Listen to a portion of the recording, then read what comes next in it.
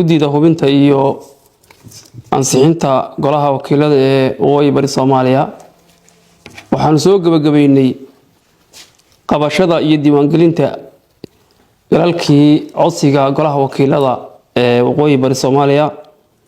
sida la socotaan guddidan waxa la magacaabay 3 bisha ilaa 4 bisha waxaanu kulamo la qaadanay mas'uuliyiinta musharaxiinta iyo mas'uuliyiinta dawladda waqooyi bari Soomaaliya sidoo kale isla 4 bisha waxaanu qaabeynay ama qorsheynay sida shaqada u socon lahayd si aad la socoteen 5 bisha ayaanu si rasmi ah shaqadii qabashada diiwaangelinta u bilownay waxaanu si darandooriye kalalka u qabanay 15 maalmood maanta ay bishu tahay 10 ayaa waxa ku eeg qabashada galalka musharaxiinta runtii waxaan rabaa halkan inaan uga mahadnaqo bulshada waqooyi bari bahda dhaqanka musharaxiinta siyaasiyiinta iyo guud ahaan bulshada waxaan kaloo rabaa halkan inaan u mahadnaqo bahda saxaafadda oo nala waday shaqo joogto ah oo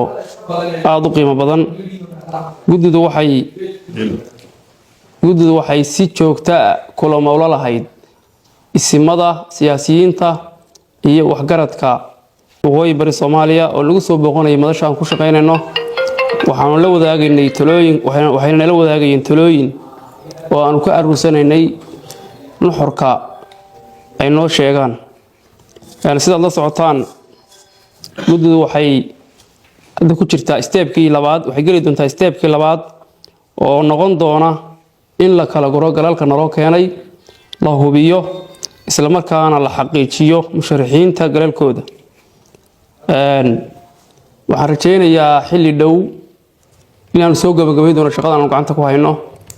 oo bulshadu ay naga heli doonto warbixin dhameystiran shaqada waxa lagu talagalay in 3 step noqoto stepka hadda noo dhamaaday oo qabashada galalka ah stepka dhexe oo ah kala gurka iyo kala shaandhaynta galalkii naloo keenay iyo stepka ugu dambeeya noqon doona diyaarinta liisaskii iyo shaacintooda insha Allah waxaan kula wadaagi doonaa baraha bulshada iyo page-ka ay guddidu ku leedahay Facebook-ga halkaan marayno intaasaan rabaa caawinaan idin sheegno aad iyo aad u mahadsantiin mar kale assalaamu calaykum waraxmatullaahi wabarakaatuh